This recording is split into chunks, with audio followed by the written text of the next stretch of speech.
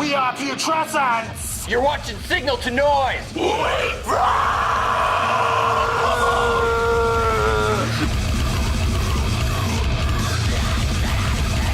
Signal to Noise. The band of brothers you're about to hear from have been destroying local stages since 2003, featuring ex-members of Head Hits Concrete and Seven Plagues. Putrescence is the real deal when it comes to heavy steel. All right, we are Putrescence, a gore grind band from Winnipeg, Manitoba. My name is Soiled Depends. Gringor. Dark Lord Skullbong. Snake And we're missing Necromagnon's absent. I wouldn't say that we're missing them. Tell me about how Putrescence came to be in the first place. I was standing outside of the zoo putting up flyers for a show in February. Corey came asking, he wanted to start a band that sounded like Impaled and Cannibal Corpse. Sounded pretty good to me, not knowing what the music would actually sound like. But it ended up being that we jammed a little bit after that in the spring of 2003? Yeah, 2003. Yeah, and it sounded pretty bad at first, but it seemed to work because all of our schedules kind of worked together. Dudes are playing fast. I was really interested in fast, meaty, disgusting riffs, and these guys are bringing it to the table. And it was a lot different than anything else that I have ever seen in this town. So for me, I think it really started pretty naturally and pretty wonderfully. I happened to have a guitar laying around that was tuned to A.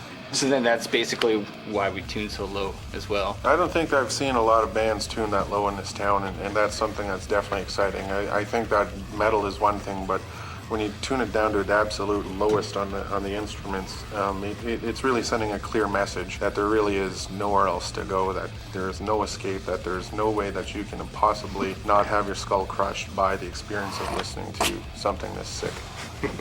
Playing Maryland Death Fest next month. We're not worthy of the lineup, but we're playing it. Yeah, that's a crazy lineup.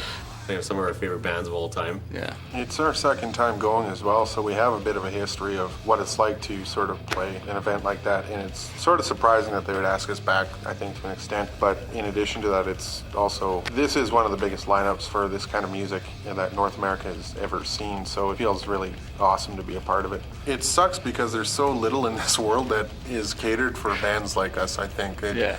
If you play punk rock, if you play traditional metal or pop punk, I mean, the world is your oyster. There's so many things you can do. There's a natural kind of disinterest in our style of music, and so for festivals like Obscene Extreme and for the Maryland Death Fest, it feels good to be a part of something that is our own, that, you know, there's a community for that, and there's going to be people at both those festivals that we look forward to playing with and seeing and hanging out with. We did Arson Fest and cleared out the room. Yeah. Manitoba Metal Fest, we played that, 3 times? Played Bloodshed Fest in Eindhoven. That was awesome. Yeah. We played that, and the exciting thing about the Dynamo Club is the fact that Creator recorded the Out of the Dark Into the Light live album at that club. So to be able to follow that up, 15 years later with a show there, That's awesome.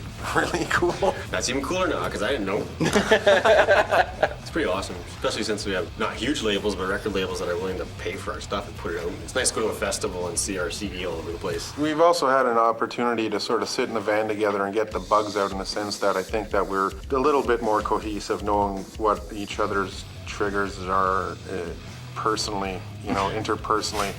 So we've worked a lot of that out, so now it's actually fun to travel with these guys. And a lot of bands will never be able to do that, and it's just wild that for the first time in my, 15 years of being in bands, to be able to say that I'm not afraid to sort of spend a couple of weeks in the van with these dudes. Because we got to play with so many awesome bands in Europe, it really, from my perspective, made everything so much more cohesive when we got back and started writing Instantly. The Sledgehammer Holocaust album. It just felt like we're finally hitting a place where we want to be. The music feels a lot better, it feels a lot more natural, and that was just one of the coolest, unexpected lessons of going to Europe. We're not just trying to sound brutal as hell, we're trying to write music that we like, too. Yeah. So we're not going to be. I think the one thing I like about this kind of music the most is that it would be pretty much impossible for it to ever get so big that you'd hear it on the radio everywhere. So you're never going to get sick of it.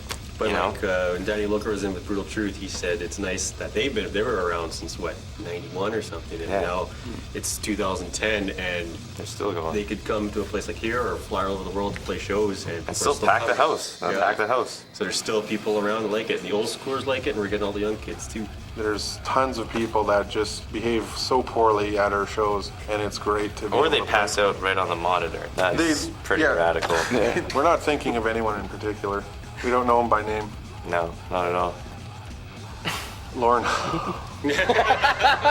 People that listen to this music, they might download an album, but they're gonna buy it on vinyl and they're gonna Yeah. buy it on disc because they love this music so much. They want to own that. The only reason they download it is because it's not out yet. Yeah, but Yeah. they'll buy that vinyl Once when it comes out, they're collecting because they're collectors. Like This Britney is Spears, everyone's downloading it, and they don't buy the album, but why would you? You could get it at Walmart for $3.99 in a bargain bin 2 weeks later. So who but with cares? this music, people they're buying it, Yeah, we still need to work during the day though.